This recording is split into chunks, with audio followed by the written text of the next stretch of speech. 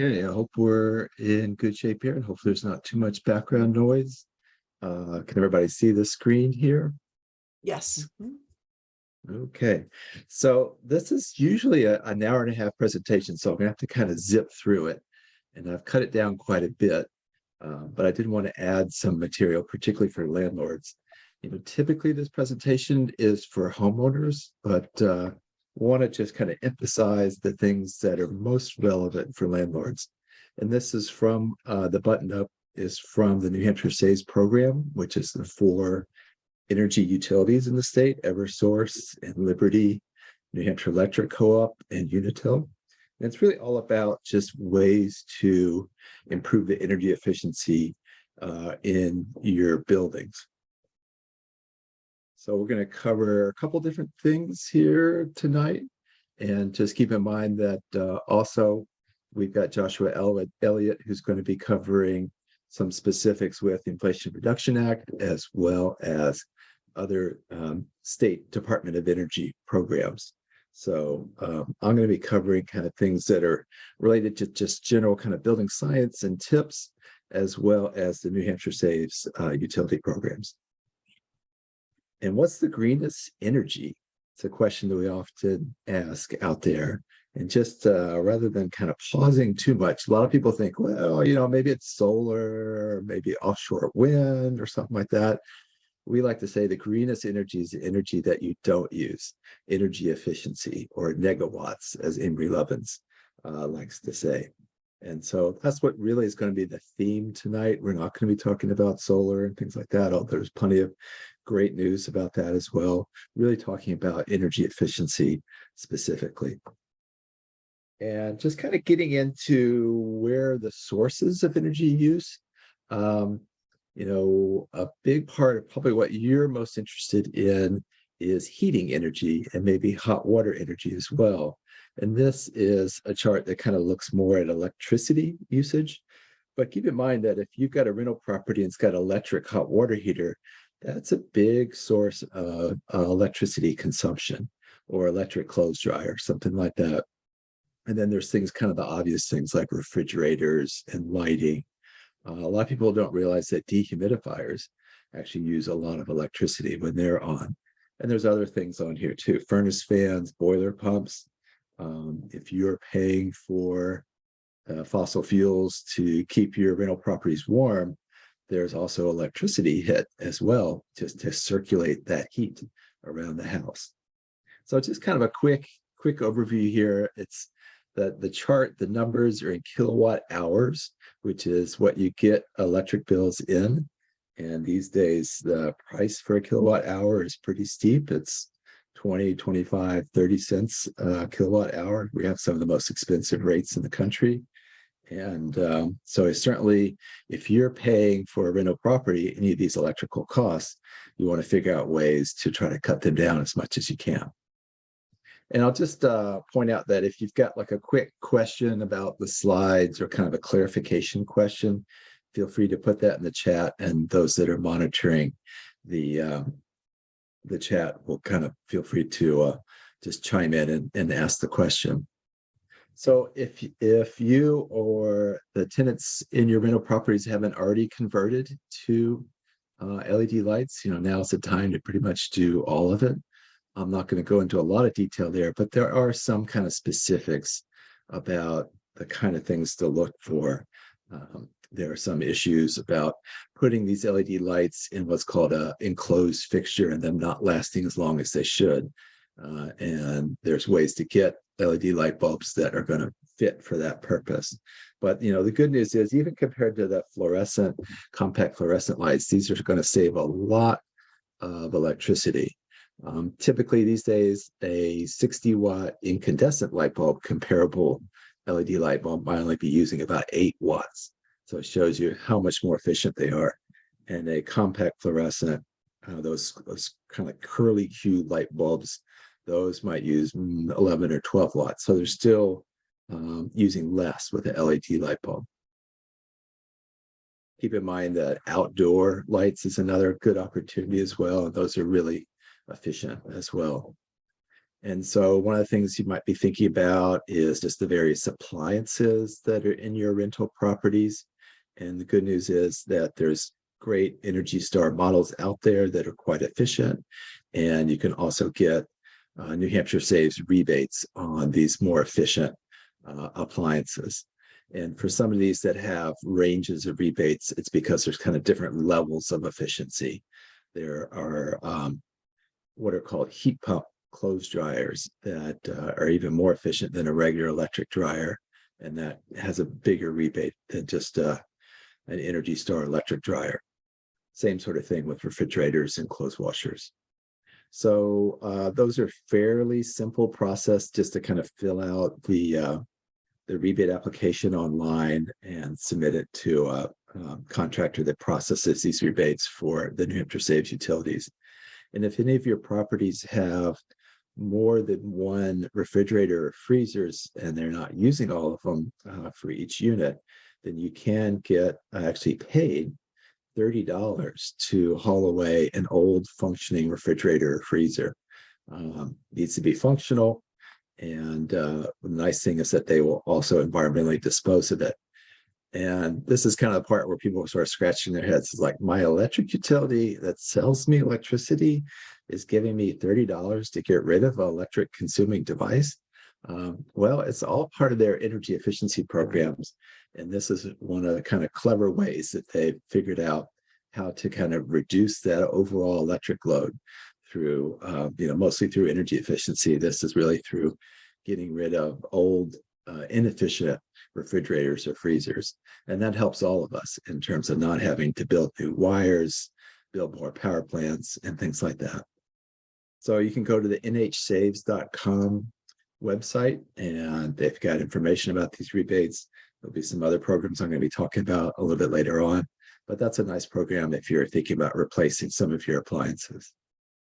And then just keep in mind that there's plenty of other things you could be doing to save on electricity. It could be saving on heating fuels if you're paying for propane or oil for heating hot water. So it's things like low flow shower heads and faucet aerators, insulation around your hot water and heating pipes, and things like dehumidifiers. Set those appropriately and getting the Energy Star models. So plenty of different opportunities. Don't have time to get into a lot of detail here, but if you've got time later on, you have questions about things like this, certainly can try to answer your questions. So what I want to emphasize, because a lot of you might be paying for providing heat in your buildings, is how can we do that most efficiently? And so, really what we're talking about here is how do we keep that heat in those buildings? And how do we provide that heat in an efficient way? And keeping your tenants happy, keeping them warm and comfortable, so everybody's happy.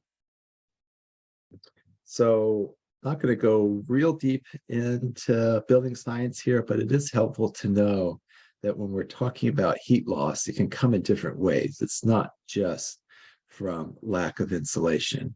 It's also from air leakage, and that's a convective type of heat loss. So there's conductive heat loss, lack of insulation, convective heat loss, which is air leakage. And radiation's kind of one of those funkier ones, but think of that as the sunlight in the summertime that might heat up your buildings. And having something like trees around your rental buildings can really help reduce the amount of heat gain, unwanted heat gain in the summertime, and keep your tenants happy as well. Maybe I should ask, are there any questions that so far have come up with the chat? Are we good? There was one question, if it doesn't, slow you down too much. Let's go for it. And that was a question from Richard, who's interested to know about heat pump water heaters. Yeah, great opportunity. I'll be getting to that in just a little bit later on. But Richard, one thing good to know about is that not only are these very efficient ways of creating hot water, but there are both incentives from New Hampshire Saves, as well as now an incentive, a tax credit incentive from the Inflation Reduction Act. Although I guess one little caveat there is that for rental properties, that tax credit incentive might not be there. But we'll talk. Joshua Elliott was going to be talking about some of the Inflation Reduction Act programs a little bit, where it is possible to get a heat pump hot water heater and get some incentives associated with it. So on that conductive heat loss side of things, this is where if I was doing this in person, I might pass around different types of insulation.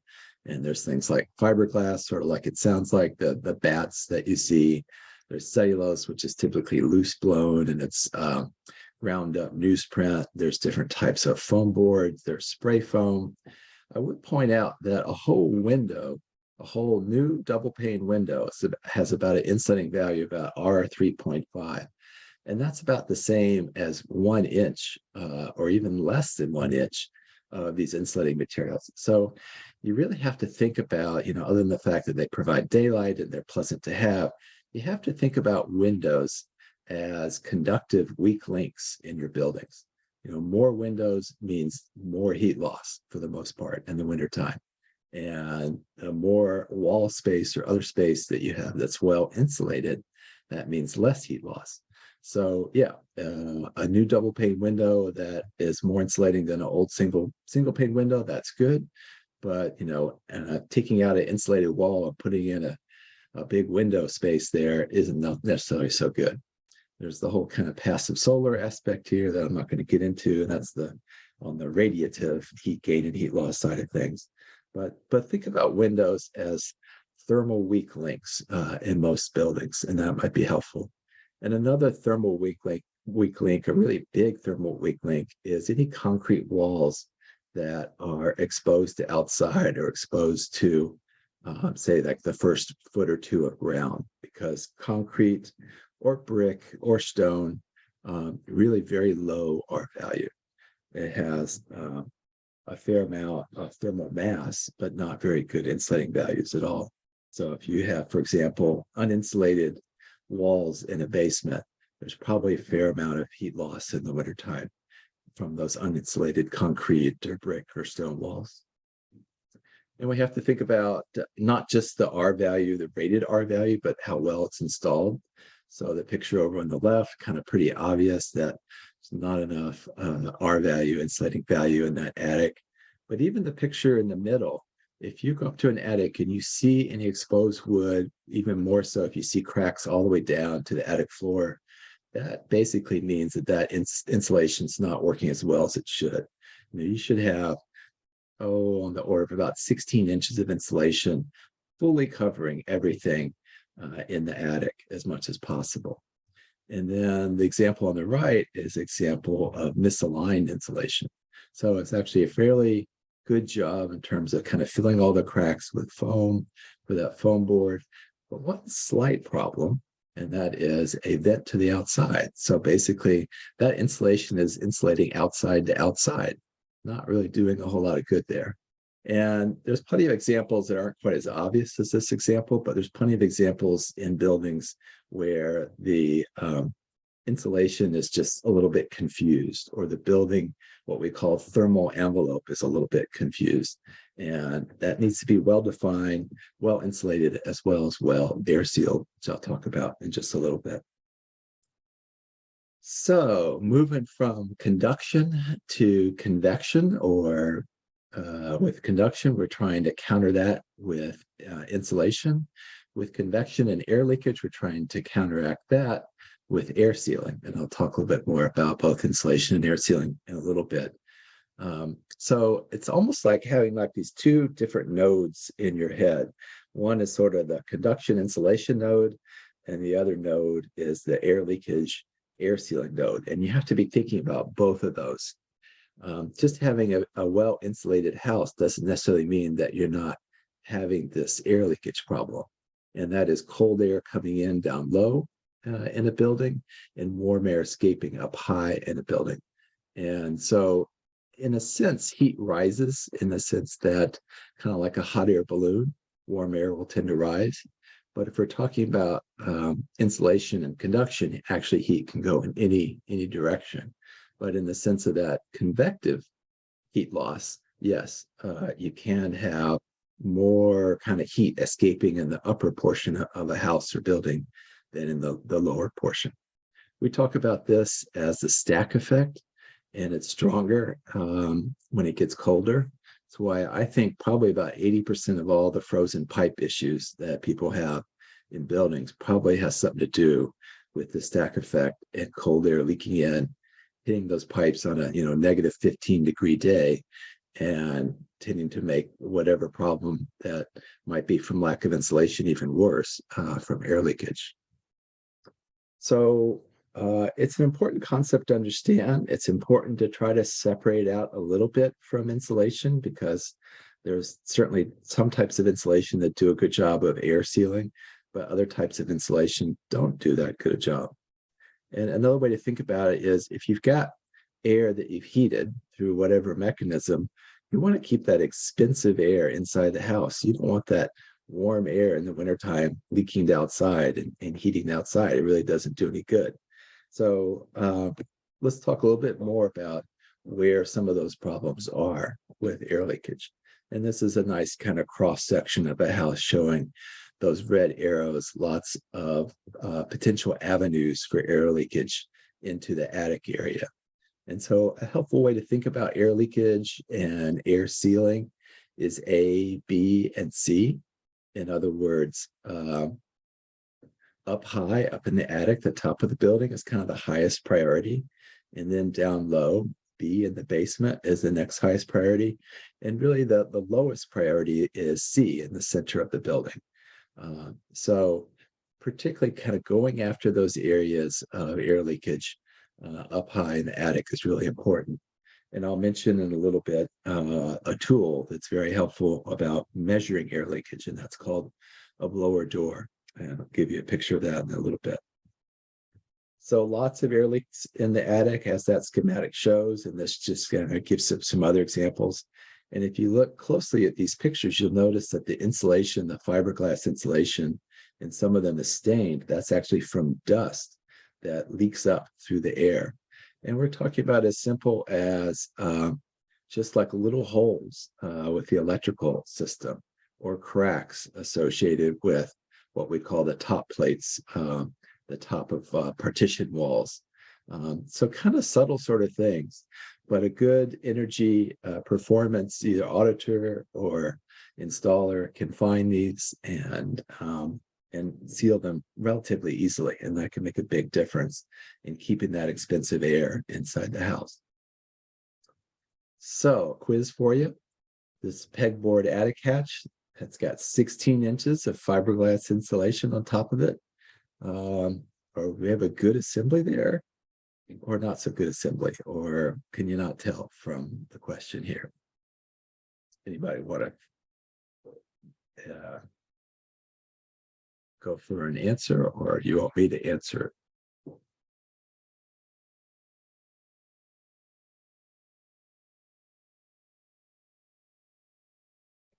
I'm not seeing any great hands, Andy. Okay. So that 16 inches of insulation is good. What's not so good is all those holes in that attic hatch, and the fact that even 16 inches of fiberglass is not going to stop a lot of air leakage. This attic hatch, air going from the heated portion of the house into the unheated attic. So not a good assembly. You want to be thinking those two different nodes in your head: insulation or air sealing, as well as insulation. And so a good assembly would be well weather stripped, solid plywood type attic hatch with a good amount of insulation on top of it, and probably an insulation dam around the hatch as well, so that don't have any problems with insulation falling in when people open the attic hatch.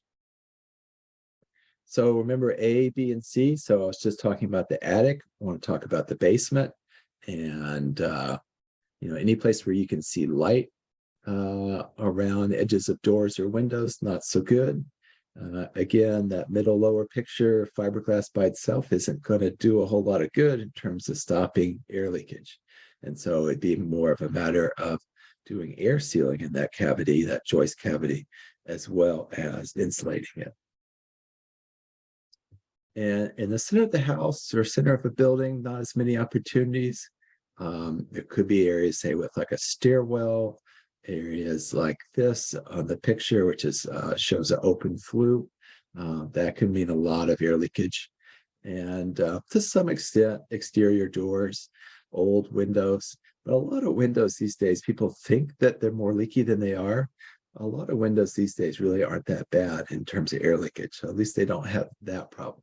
They're still kind of thermal weak links in the sense they're not very well insulating.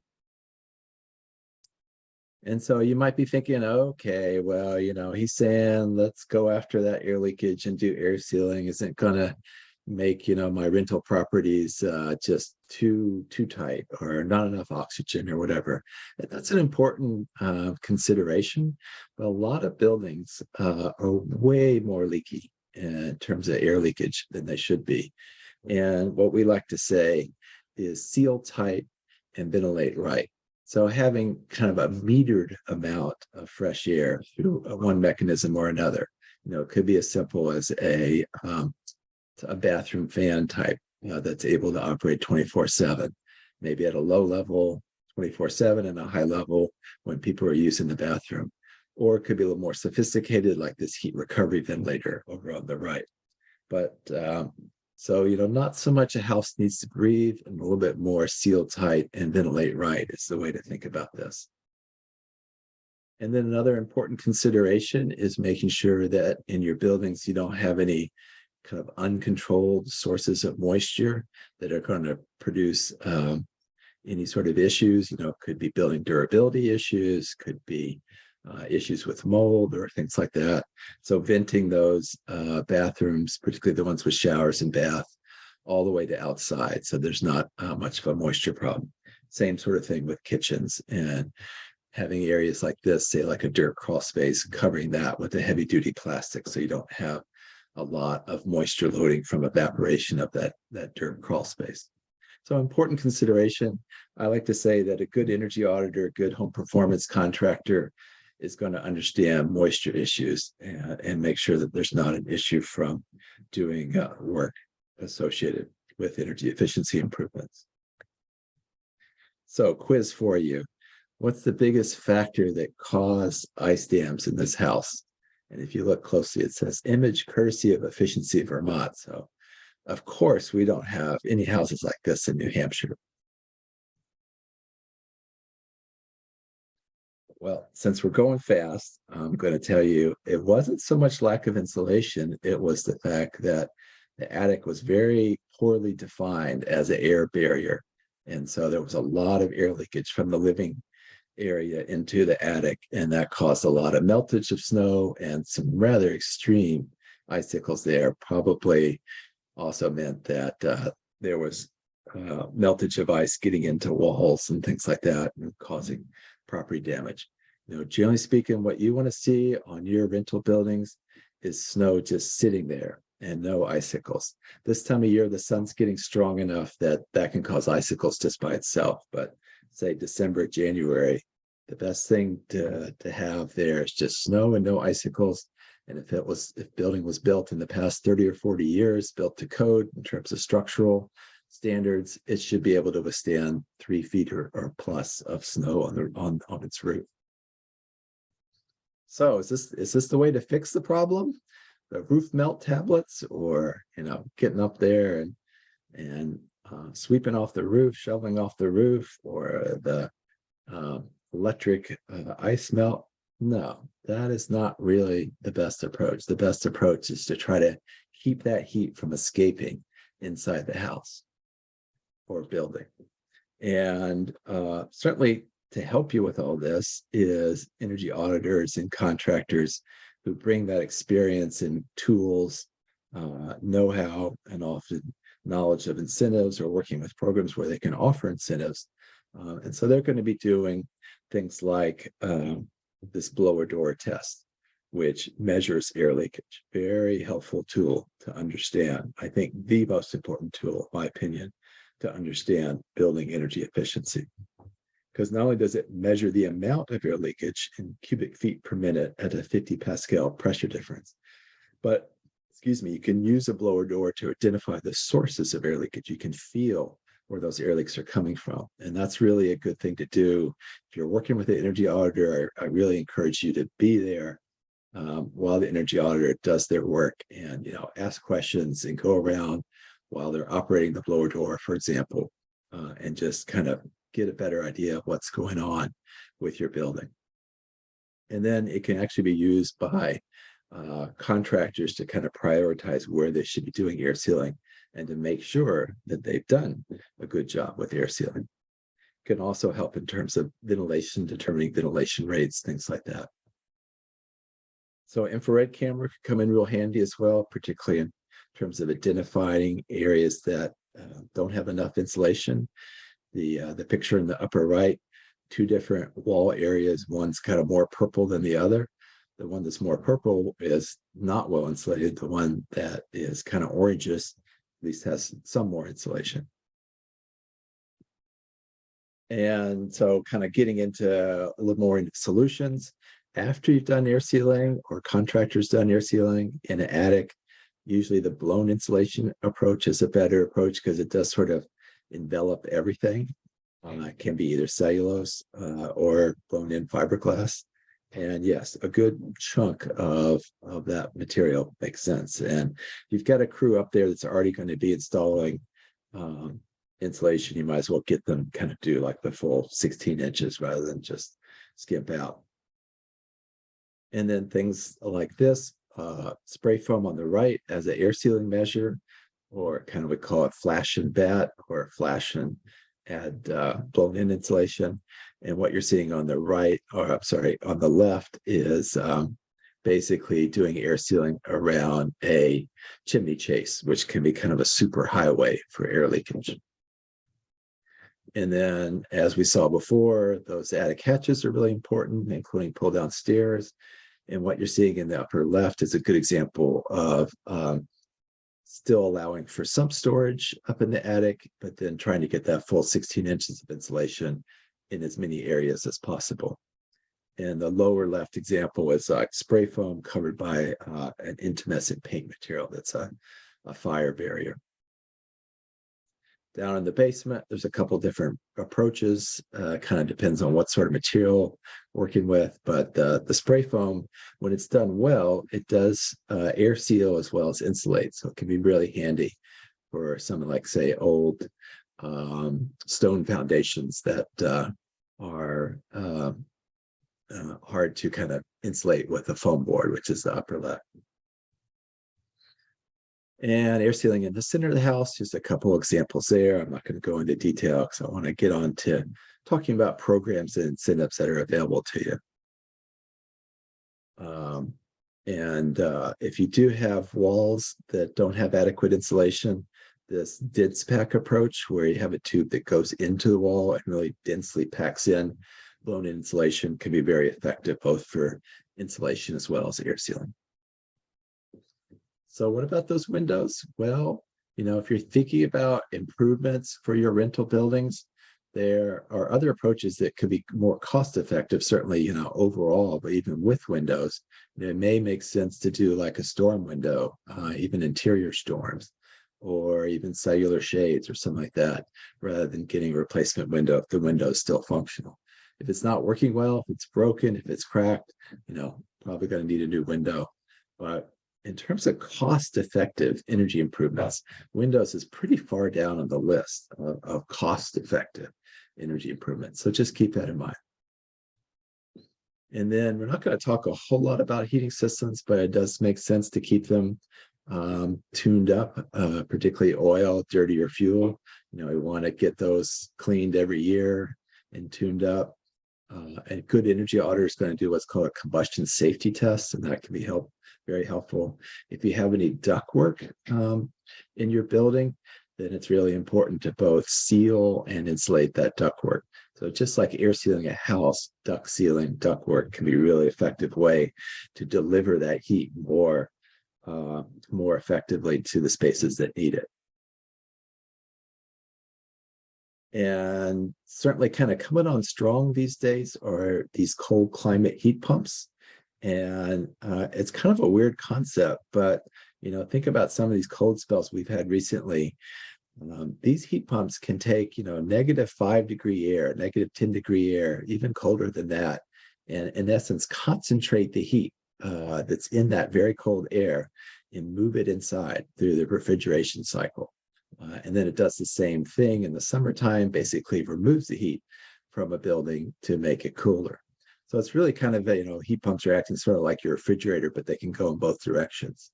And there's a lot of different brands now that have cold climate models that are very effective. And there's some good resources out there to kind of look up specific brands and see how well it works. So I kind of want to move, talked about some quick tips and talked about things to think about in terms of keeping that heat inside your building. I want to talk now about New Hampshire Saves, rebates and services. And Joshua, for the most part, is going to be talking about the Inflation Reduction Act. So not going to spend a lot of time with that. Any questions that I should be answering at this point? No, I think people are holding off until the How are we Q&A. How are we doing for time, Nora? So you've got 7 minutes. Okay, so we'll go pretty quick here. So like I mentioned before, there are some rebates available from New Hampshire Saves for those cold climate heat pumps, as well as for heat pump electric hot water heaters. So something to think about. There's also, if you're in natural gas territory, there's some incentives available for natural gas boilers and furnaces. It's not from New Hampshire Saves, but there are rebates for EPA certified wood and pellet stoves. And important thing to think about, a lot of times people think, well, the first thing I should do to make my building more efficient is get an efficient boiler or heater. Well, really, the first thing you should do is try to make that building envelope more efficient, and then you won't need as big of a boiler or heater. So it's kind of like the leaky bucket, really, rather than getting a better pump for that bucket to pump water into it, maybe fixing the holes in that leaky bucket might make a little more sense first. So one of the things that might be applicable for a lot of you folks, if you have 4 units or less, is the Home Performance with Energy Star program. And this is kind of more of a market-based program. If you have people who are income qualified living in your rental units, then there's another program called Home Energy Assistance that's very similar. But essentially the way that you qualify with this program is inputting at least 12 months of heating fuel usage and the heated square foot area of the building and the zip code that you're in into this website at newhampshiresaves.com. Fairly simple process. You can do it even kind of as a, I don't know for sure what my heating fuel usage was, but here's a guess, and see if you may qualify for this program. It's kind of a BTUs of heating fuel usage per square foot qualification process. And ideally, you want to have pretty much all of your tenants, if it's more than one unit, who are kind of on board with this. So it's both you as a landlord as well as the tenants agreeing to participate in this program. And it can be up to $6,000 in incentives per unit. So, potentially a 4-unit building could get up to $24,000 in incentives. And the really nice feature is that New Hampshire Saves will pay for 75% of the eligible energy improvements. So it's things like air sealing, insulation, things like that. The audit is a pretty comprehensive, about a $500 value audit, costs $100, but really the net cost to you is zero because that $100 becomes a credit towards your 25% copay towards the work. They're only going to be putting measures that are considered cost effective as eligible for this improvement, but you have some capability to kind of pick and choose which measures you'd like to see installed. There might be some might need to be installed, but you don't necessarily have to do everything that they recommend. And there's also some financing programs that Eversource and other utilities have, so it's worth asking about that too.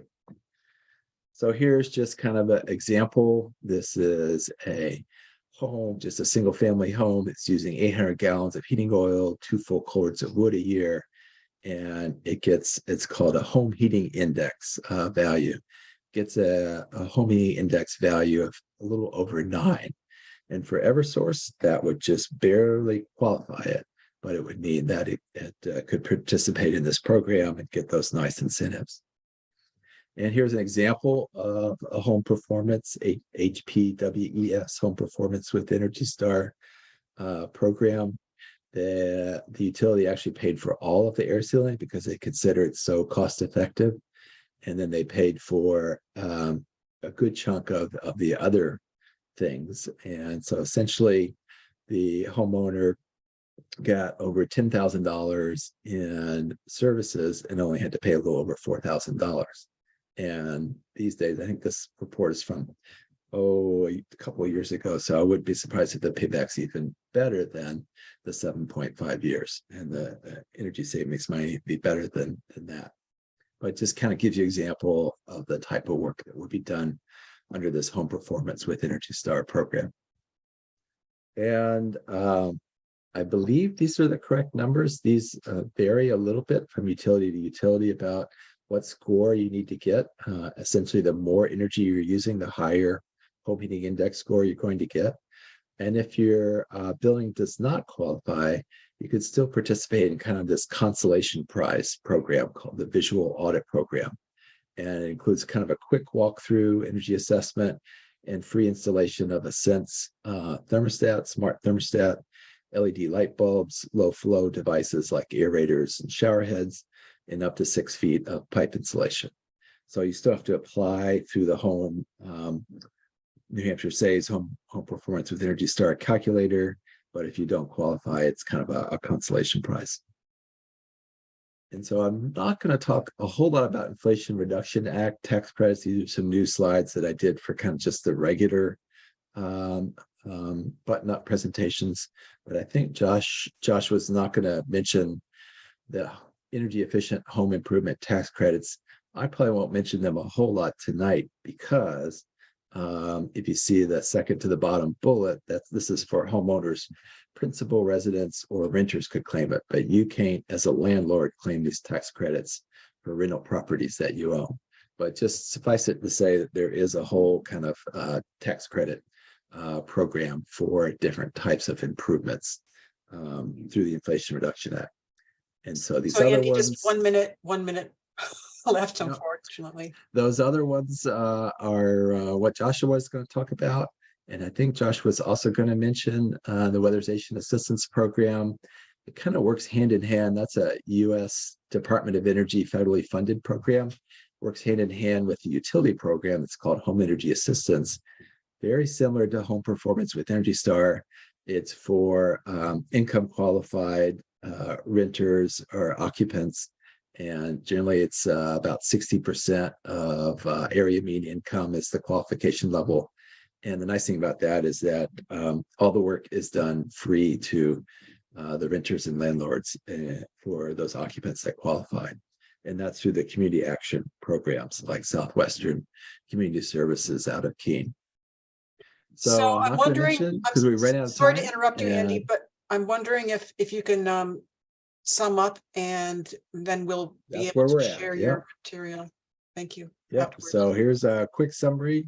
We kind of covered some quick tips: air seal insulation, home performance professionals, New Hampshire Saves, and you've got my contact information here. And I'm gonna stop sharing my screen and have Joshua take over here. Thank you. Thank you so much. I know you had to truncate that a lot, and I appreciate your ability to do so. I'd like to introduce to you our second speaker of the evening, Josh Elliott from the New Hampshire Department of Energy, where Josh serves as the Director of the Division of Policy and Programs. He is leading a group which is responsible for sustainable energy programs, as well as new federal funding made available from the Inflation Reduction Act and other recent legislation. His division drafts and updates the state energy strategy as well. In addition to working at the New Hampshire Department of Energy, Josh also serves as the governor's designee on the Drinking Water Groundwater Trust Fund Advisory Commission, and he's a member of the Bureau of Energy Management's Gulf of Maine Intergovernmental Renewable Energy Task Force. His educational background is that he graduated from St. Anselm College with honors and earned a master's degree from the University of Chicago. And thank you, Josh, for your presence and sharing your screen. Of course, happy to do it. So I'm going to start with a small caveat. I do have a toddler. Mom is keeping track of her, so hopefully if you hear any loud screams, that's probably why. So get right into it here. If I can change slides. There we go. So I'm going to do a brief overview of the New Hampshire Department of Energy has for programs for landlords and tenants.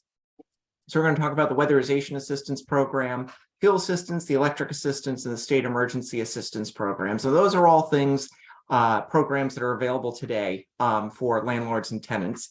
And then we're going to talk about what's going to be available in the near future, which is the two new rebate programs that are made available through the Inflation Reduction Act. So right out of the gate, weatherization assistance program, Andy mentioned this one. So who qualifies? 60% of state median income or less. So for a family of four, it's just under $75,000. You can apply through the community action agencies. So for the Monadnock region, you'd either be dealing with Southwest out of Keene or Southern that's out of Manchester. Can renters or landlords qualify? Yes. So in certain circumstances, if you have a building with 4 units or less, you can qualify for this program. A majority of the units need to be occupied by tenants making 60% of state median income or less. Important caveat, funding cannot be used to replace a heating system, and there has to be an agreement between the tenants and the landlord to not raise rent for a year. So essentially this is, again, this program is separate and distinct from the New Hampshire Saves program. It is funded through the federal government, through the U.S. Department of Energy. It essentially provides a lot of those services that Andy talked about. So whether typically it's blown-in insulation, usually doing sort of all those different air sealing measures and things like that. There's no cost to the tenant or the resident as long as they meet the income requirements. And those all they go through the community action agency to apply. They do the income verification. They get them in the program. So that's all handled by them. We also have the fuel assistance program, so they refer to as FAP or LIHEAP. Again, same qualifications, same input application method. You go to the CAP. Renters are eligible. All fuel types across the board, whether it's propane, natural gas, oil, wood, delivered fuels, your regular fuels that you would get through a utility, so including electric and natural gas. Believe it or not, we actually have a few people still using coal to heat their homes. In New Hampshire, it's not a lot, but we still have them, but they qualify as well. There's a little nuance here. If your tenant pays for heating directly on their own, they have the relationship with whatever company is set up to do the delivered fuels. There's no involvement from you needed. They can just go straight to the CAP. They can get enrolled in the program and they're good to go. If you have an arrangement where heat is included as part of the rent, there's a slightly different process of essentially it's a voucher arrangement where the tenant will receive a voucher from the CAP to give to you as the landlord, and then that just has to be credited against whatever rent they have due. We also have the Electric Assistance Program, or EAP, same qualifications, same intake methods through the CAP. Renters can qualify if the bill is paid directly by the tenant and they have an electric account in their name, so they are the customer of the utility. There's no involvement from you as the landlord. They can just go straight through and do it. I will note that it's only available to folks who get electric service from Eversource, Unitil, Liberty, or the co-op. Given the Monadnock area, you don't have any municipal utilities located in your area, so you don't need to worry about this. You also don't need to worry about it. I know we were talking about community power before we got started here. This is just about who delivers it, not who does the buying and purchasing and things like that. So even with community power, you're still, they would still be eligible for this program. Based on the way that the program is structured, if electricity is included in the rent, they can't, tenants cannot qualify because they need an electric account in their name. Last, we have the state emergency programs. This was passed last fall as part of House Bill 2023 in recognition that there were a lot of pressures placed on folks who didn't qualify for the existing assistance programs that may need some help between inflationary hit as well as just the increased cost of fuels and electricity. So it's a one-time benefit of $450 for fuel and an electric benefit of $200. For those between 60% and 75% of state median income. So for a family of 4, that's just shy of $94,000. Same process applies. You go through your county cap. Renters also can qualify, again, following the same guidelines in the LIHEAP program and the EAP program. So if the fuel, if the tenant pays for both the delivered fuel for heating as well as their electric bill, they're all set. They don't need to have you involved. They can just go ahead and do it. If those respective costs are included as part of rent for electricity, you can't because it mirrors the existing electric assistance program. So they need to have an electric account in their name. But like LIHEAP and the fuel assistance program, if there's a voucher process for them to be able to participate as well. So get to the heart of the matter, so those are, I should say, before closing on that, those are all programs available today. So if you have tenants, or maybe you have colleagues who have tenants who are there worried about making their bills, being able to afford things, certainly send them to the CAPS. They're processing applications. Worst case scenario, they say, no, you're not eligible for these programs. But they're available. There's plenty of money available. So there's money available today. Those are things that can be done today to help out those folks. So the next piece, sort of, again, getting to the heart of the matter, is talking about the Inflation Reduction Act. So just a little background on it. Was signed into law by President Biden in last August. And there's a lot of energy provisions in it, despite the name of the Inflation Reduction Act. And there's a typo. That should be reduction. Oh, it is a reduction, excuse me. And there's a lot of different energy provisions, and we're not going to go through each of them. I will just stop briefly just to talk about tax provisions. Andy had highlighted a few.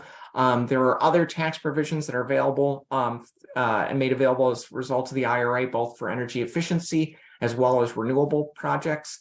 I am not, nor do we have anyone on staff who are tax professionals. We do not give tax advice. So I would suggest either talking to your tax attorney or to your accountant about ways to take advantage of these different programs. And again, it's always the devil's in the details with a lot of these. So that's as much as I'm going to say, because I don't need to get in trouble because I'm not a tax professional. But the two major programs that there's been a lot of interest and a lot of talk about are the two rebate programs. One is the Home Energy Performance-Based Whole House Rebates program, which has been summarized as just called the HOMES program. And we also have the High Efficiency Electric Home Rebate program. Depending on who you talk to, it's either HERA or HERA. There's two E's, so I usually say HERA.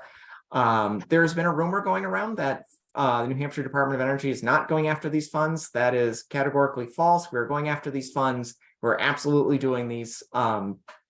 So I don't know how that rumor got started, but anytime I'm doing any of these public presentations, I just like to make it absolutely clear. My division is responsible for applying for these funds, and we're doing it. So talking about the HOMES program. So we'll take each of these in turn, talk a little bit about what each of them they do, what we do know, what we don't know. And then we'll talk about some timelines when we get to the end. So what is this program? So this program provides rebates for residential energy efficiency projects. So essentially it's you're talking about whether you're sort of the weatherization projects. So it's everything basically Andy talked about of different measures that you can take. So what we do know, we know the letter of the law outlining the program, like literally the text of the law from the Inflation Reduction Act. We know exactly how much New Hampshire will be getting. It's just shy of $35 million. And we have until September 30th of 2031 to spend it down. We also know the general provisions of the program. We know the amounts that are available for each activity. There's a choice between modeled versus realized savings, uses of open source software, requirements for quality assurance monitoring. There are some definitions that are included. But this, again, the way that this all came to be was part of called the budget reconciliation process. So not to get it all to the nitty gritty details, but essentially it comes down to, because it was passed as the budget process, they didn't need the 60 votes in order to actually get it passed. But it meant that they needed to conform to whatever the budget reconciliation process was. And long story short, you can only include measures and text in that bill that directly relate to appropriations, which is fine if you're not setting up brand new programs, which means there's a lot of detail that needs to be sorted out through the rules and the regulatory process at the U.S. Department of Energy, which is why there's not a lot. So usually, a program like this and its companion, you'd be talking about an 80-page bill just describing what all the details, all the subtle nuances are, what you can do, what you can't do. Both programs combined were about 8 pages. And that's not an exaggeration. It's literally about 8 pages of text. So we do know some things. We don't know other things, but we'll continue on about what we do know. So it is split between single family and multifamily. For those of you, you may have single family homes you rent. So I'm going to talk about those as well. And then we'll get into more detail on the multifamily units. Essentially, there's a rebate that you get, and you can see on the screen here. I won't read every single detail here, but that depending on how much your modeled energy savings are, you can get a rebate of between $2,000 and $4,000 or half the project cost, whichever is less. You also have the option of a measured energy savings at a payment rate per kilowatt hour saved, depending on up to $2,000 or 50% of the project cost. Again, there's a lower threshold there. For if you have a single family home that's occupied by an LMI household, and that's defined as 80% of the area median income, which is different than the state median income. Area median income is defined by HUD and varies from place to place, even within the state. So that'll get a little bit tricky from an implementation standpoint. But as you can see on your screen, if there's an LMI household residing in that unit, the amounts go up. So rather than $2,000 or $4,000, you're talking $4,000 or $8,000, depending on the modeled savings, up to or 80% of the cost, again, whichever is less. And then you have the same 15% minimum measured energy savings of a higher amount as well, with that $4,000 of that 80% of the project cost. Moving over to multifamily homes, which is probably more of interest here. Again, you still have those thresholds between the 20 and 35 of modeled energy savings, and then the 35 plus. Same numbers, 2,000 per unit or the 4,000 per unit. They do have per building maximums. So for the 20 to 35, you have a $200,000 maximum, or 35 plus, you have a $400,000 maximum. And again, you have that same for the measured energy savings, the same payment rate per kilowatt hour saved mechanism as well. When it gets to units that are occupied by LMI households, so as long as you have 50% or greater, you see those numbers go up again. You get the 4,000, 80% again, or the 8,000 and 80%, whichever is less. However, you're probably looking at this slide and say, hey, there's no per building maximum. There's nothing in the statute saying anything about a per building maximum when it comes to these LMI households in a multifamily building. Now, that is one of the questions that what we don't know.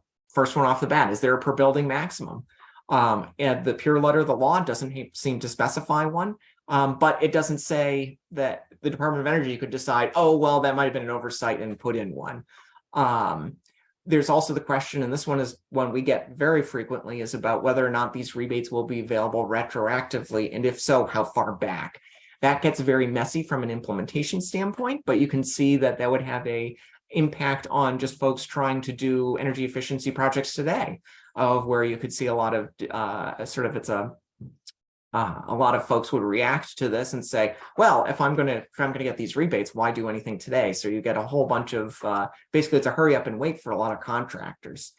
There's also no detail about what types of energy efficiency projects would qualify.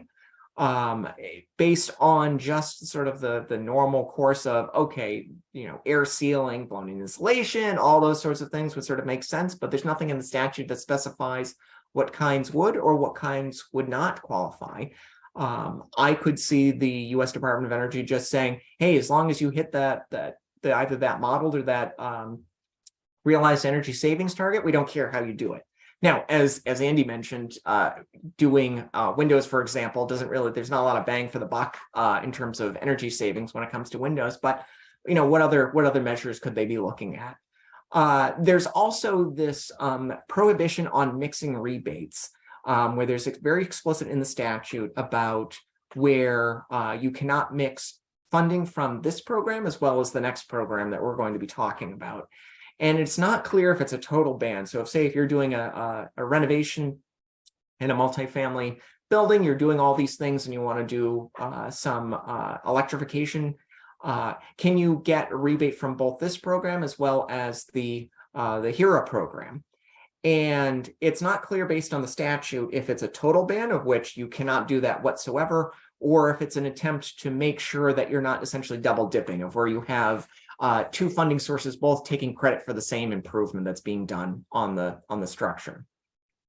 And then the big question is about the realized savings. How exactly is this payment per kilowatt hour mechanism supposed to work? I literally just put in the exact wording of the statute in the description there. Honestly, it talks about, there might be a scale there. There's a lot that needs to be worked out in terms of exactly how the mechanics of that are going to work. So the next, the HERA program. So what is it? It provides rebates for electrification projects in the home. And again, what do we know? Letter of the law, we know exactly, what is allowable based on the pure statute. We also know the funding that New Hampshire will get. Again, it's just shy of $35 million, same timeline for spending it down through September of 2031. So we know the general provisions of the program, the rebates for both appliance and non-appliance upgrades.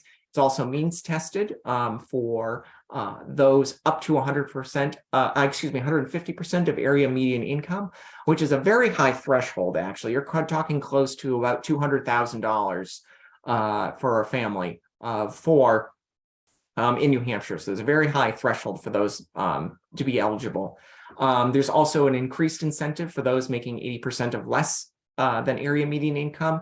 And there's also a required option, and this one's personally giving me a lot of headaches, is a required option for a point of sale, which is going to get tricky for reasons I'll get to in a minute. So we know the general provisions for appliances. It's spelled out specifically in statute of what the maximum benefit amount for each one is. So we've got the heat pump hot water heater amounts. We've got the heat pumps for space heating and cooling. I know Andy talked a lot about those in his presentation. As well as the cold weather climate heat pumps. And this is one in particular where you can tell us that the highest, hands down, the highest rebate you can get is for swapping over to a heat pump for both heating and cooling. And that high number is really to make the difference between if somebody's doing a renovation of their home or swapping out an old fossil fuel fired heating system, that pretty much makes up the price difference between a heat pump versus just doing, if you've got an older building, maybe you're debating whether or not to swap over, you've got oil now, okay, maybe I go to natural gas or maybe to propane or something else. That rebate could make the difference between doing that and going to doing a heat pump instead. There's also smaller incentives swapping over for electric stoves, as well as a heat pump clothes dryer, which I didn't realize was a thing until I actually read the IRA, or this portion of the IRA. I didn't read the whole thing. I'm not going to take credit for that. But you can see those are those three appliance types between hot water heaters, space heating, and cooking, and to a lesser extent, dryers. Those are basically the four main sources that a residential homeowner or renter is going to be using fossil fuels for. So it's either propane or natural gas for a hot water heater. They're using, your myriad of different heating fossil fuels for heating, and then cooking either propane or natural gas, as well as a natural gas hot dryer. Excuse me. So as you can imagine, a lot of if you were to do all of those things in one home, there are other impacts to your electric service that's coming into the house. So there's additional benefits for rebates, including upgrades to your electric load, doing some air insulation, air sealing, and ventilation, as well as any upgrades to your electrical wiring that's need to be done. So you can imagine you're doing all these things. You don't want to put all these things into a home and then you can't afford to do the electric service upgrade because you're pulling in too much electricity than you used to do, or that the home was rated for, as well as the wiring. And then, of course, you don't want to be doing all these things and then having a leaky house. So there are some limitations for a single family home. There's a maximum combined rebate of $14,000, and then there's a benefit multiplier. So if you are less than 80% of state median income, state median income, it's 100%. So whatever those numbers you see on the left-hand side of your screen, those are the rebates you get. If you are 80 to 150%, you get half of that. So if you are, if you're making the median income for the state, which is about 125,000 or so, and you wanted to get one of these rebates, you would only get half of that amount, and it's a reasonable amount in order to do some sort of means testing for these programs. For multifamily, there are similar benefit amount multipliers. So if you have 50% of the households in the building making 8% or less, you get, again, 100% of those rebate amounts. If you have 50% of those households in the building make between 80 and 150%, you get the 50%. So now I'm sure most of you are sitting there, it's like, okay, well, what happens? So what we don't know, we don't know if there's similar, if they'll be retroactive, and if they are retroactive, how far back will any allowance be? Is there a total ban that I talked about before about mixing rebates? You can see with the insulation area, that could have some issues.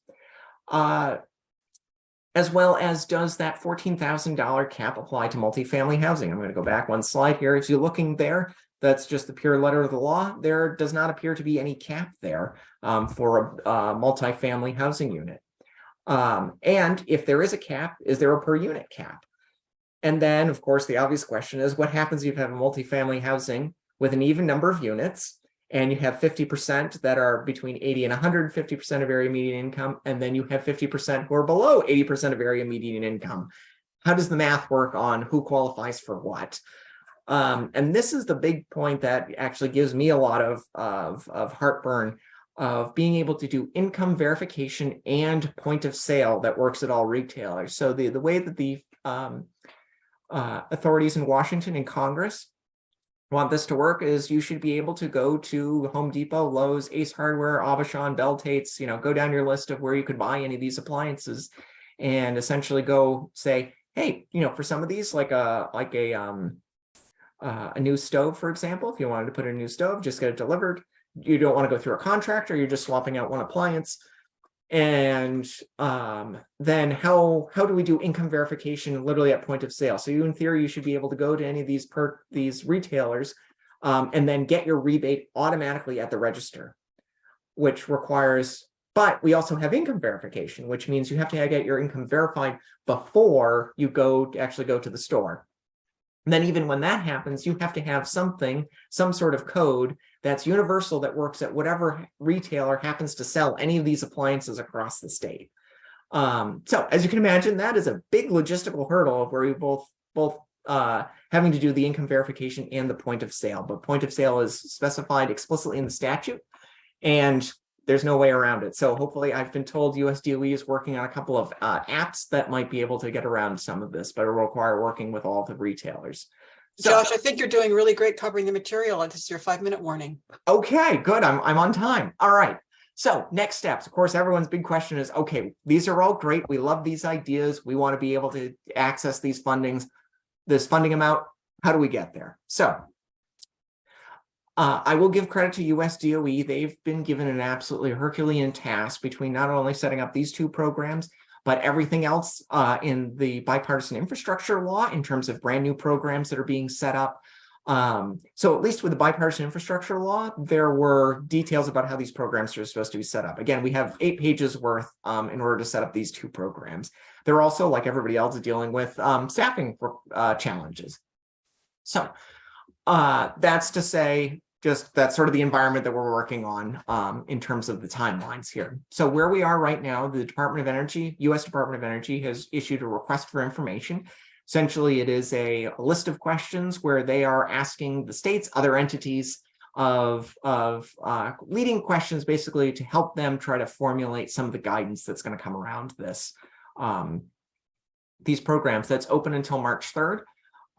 So they're still working through that process. So the next thing that will happen is DOE will work through, and I should say US DOE will work through all the feedback that's provided to create what is called an administrative and legal requirements document, or an ALERD, for these two programs. And these are going to spell out all of the gaps that are left between the statute and actually implementing these programs. So it's going to be the basic program parameters, what New Hampshire DOE needs to do in order to file an application, and hopefully spell out some of those issues where I've laid out of, okay, well, what about this? So most of you might be saying, oh, well, it doesn't really matter. They just need to get the money out.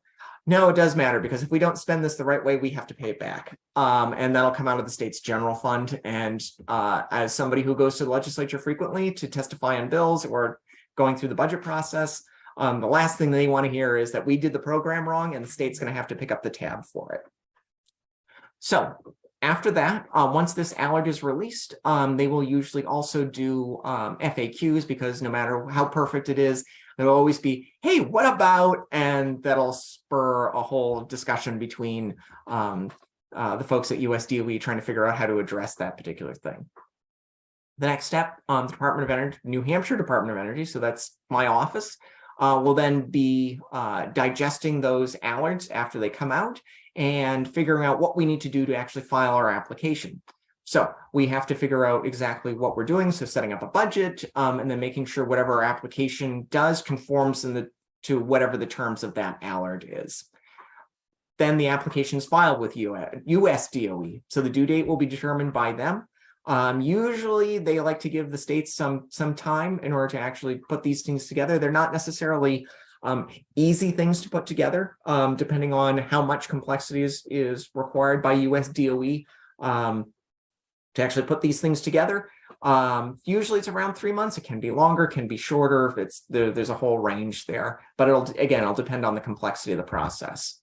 So even after we've submitted an application to US DOE, they then have to review it to make sure that they think it conforms to the conditions and terms of the ALERD.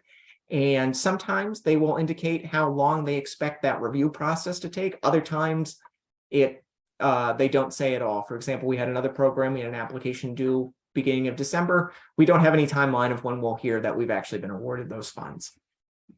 So assuming that those funds are afforded in a decent amount of time, once those are awarded, New Hampshire DOE will have to go through all the state processes to actually be able to accept the funds, create any of the positions to actually implement it, and then if necessary, talk to vendors, draft contracts, issue and draft RFPs or requests for proposals, if that's also a course of action that we need to take. So best case scenario, assuming that everybody moves very quickly on this, including US DOE has very short turnaround times, I've been saying probably best case scenario, early 2024, that these will be available. I know folks don't like to hear that, but it's probably our best guess at this point about when these funds will actually be available. Again, making a lot of assumptions, one of these steps being off could throw that off by a couple of months.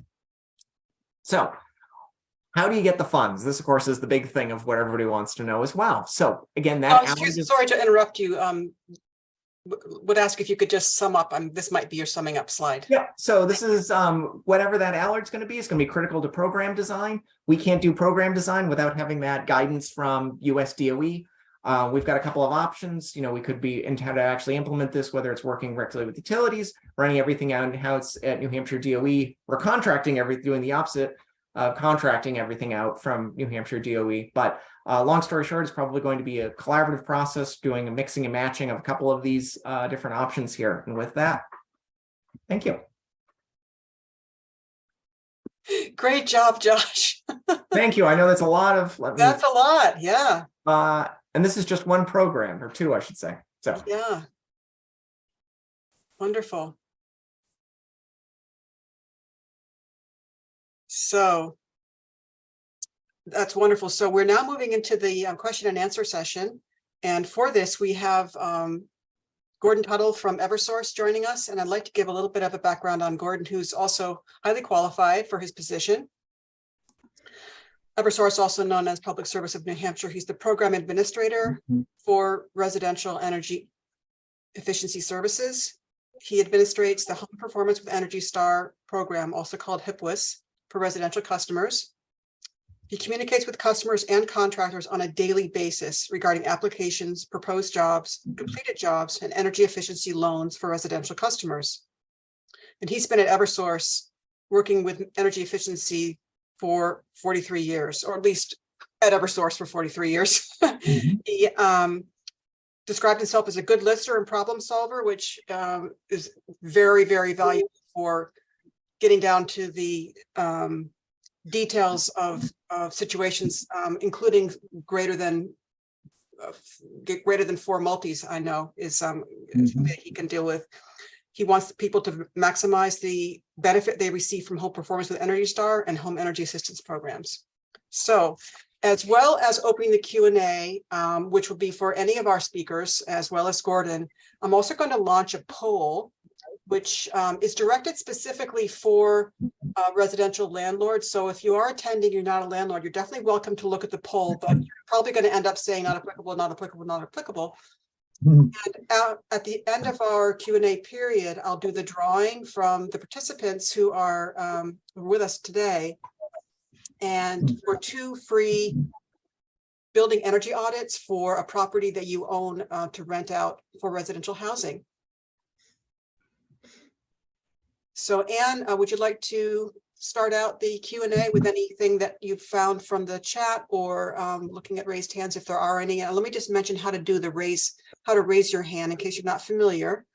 In your taskbar under more, there's a description called reactions, and that's where the raise hand option is available. So you can either speak by unmuting yourself after raised hand and being called on, or you can put your question in the chat. Nora, one of the questions that came up in the chats so far is directed to Gordon and Andy, and that is for properties that heat with oil or gas rather than electricity. What are the limitations on what New Hampshire Saves and the Home Performance with Energy Star can offer? Okay, I don't know if there's really any limitations. We can qualify homes for the Home Performance with Energy Star program, as well as the Home Energy Assistance program that either heat with electric, cordwood, wood pellets. We do have a few coal from time to time. I don't see many of them. Natural gas, oil, and propane. Okay. Thank you. Another question for those that didn't see it in the chat is from one of our participants who lives in 1 unit of his 7-unit property and rents the other 6, and was asking, in that scenario, what programs are accessible to the building? At the current time with our Home Performance with Energy Star program, it's focused on single family homes, but we can have up to 4 units. So we really don't have a multi-family offering unless there are tenants that actually qualify for that home energy assistance program. And if that's true, then that property could qualify for our home energy assistance program, which is our income-based program. Okay. The other question that had come up in the chat so far was from a building owner with 2 units who's rentals and purchased the property within the last year, so does not have a year's worth of fuel use records. That was answered in the chat. Thank you. Thank you, Beth. And the question that I'm sure many people have is, and that Josh did his valiant effort at approaching, is how stackable the New Hampshire Saves programs are with the homes and HERA programs. It sounds like some of that is to be determined. Yeah, I think there's still some details where that US DOE is going to have to work through with this, but in terms of from where I sit, I don't see that there would be any issue with those being stackable.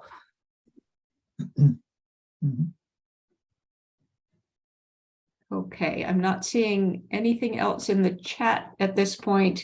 I have a And question. I did put one question in there about sort of stackability. And Josh, Okay. you might be able to answer this. You said you're not quite sure about retroactive payments, but I'm wondering if, say I were to do energy improvements this year, 2023, IRA funds are not released until 2024. Could IRA funds be awarded retroactively, basically for this year, seeing that the IRA has already been released? It just the funds just aren't ready to be distributed yet. Do you understand my question?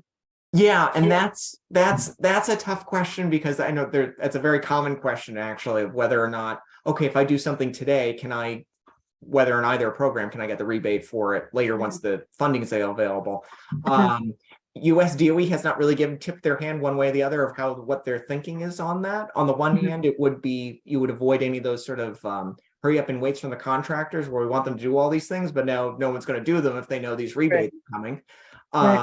On the other hand, it's a pain in the butt when it comes to actual implementation, because then you have to verify when it was done and things like that. So it's sort of, there's a balancing act there, and I don't know which way US DOE is going to how they're going to view that. So I have a question. It's kind of also a suggestion. Be interested in the speakers and input on this. So people think that they probably would benefit, their property would probably benefit from some weatherization or energy efficiency updates. They hope that they will be able to use homes or HERA when they are deployed. In the meantime, let's say they go to the NHSaves website and put in their fuel usage for conditioned area, and they either do or don't qualify for services there. Based on high heating fuel usage for conditioned area. Let's say if they do, then they can start to get the services through through HIPWIS, right?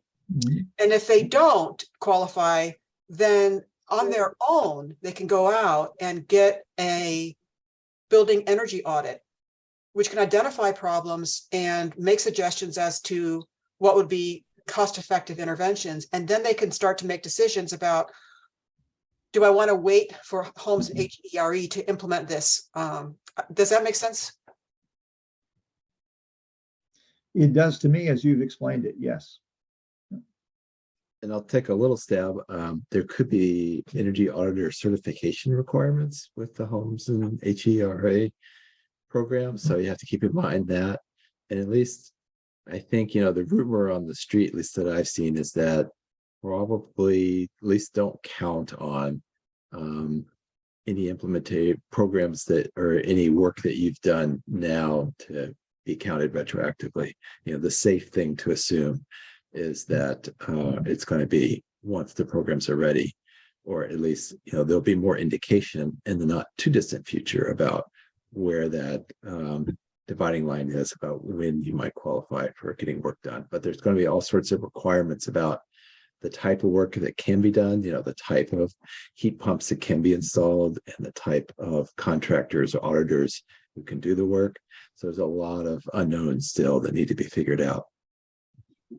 I would agree. Andy put it very succinctly, of all of those unknowns and those unknown unknowns out there of how US DOE is going to insist on these programs being implemented. And you'd hate to go through a whole project expecting to get something retroactive, and then, oh, the specific way that you didn't address it means you wouldn't be eligible, so you can't get it. But if had you known that at the time, you may have made a different choice. So yeah, I would not bank on anything being retroactive. I think just another theme to think about as a landlord is that, you may see having income qualified renters as kind of a hassle and, not easy to deal with, vouchers and things like that. If you look at these programs, particularly Inflation Reduction Act, but also the weatherization, income qualified weatherization programs, they're a real plus for you, having these income qualified renters, because they will enable you to get more incentives for improvements of your rental properties. So it's kind of a maybe a little bit of a flip on the normal way of thinking about what sort of renters you have. Okay. Nora, we have a raised hand from Sat. Sat, you want to unmute and ask your question? Yes, thank you. I'm the person that asked the question about a 7-unit building. So Joshua, it seems that the Home and Heroes program, they could be eligible. My building could be eligible for that when you formulate all the rules and regulations for it. Is that correct? Yes, from the pure statute of the IRA, there doesn't seem to be any unit cap on, or how many units are in the unit or in the building that you could actually, there's no maximum that you would run into. Sorry, that was a very wordy way of putting it. I don't see any unit maximum other than the caps, the financial caps that are put in there. So you could have a 100-unit building, or you could have a 3-unit building. There's nothing in the statute that would limit that.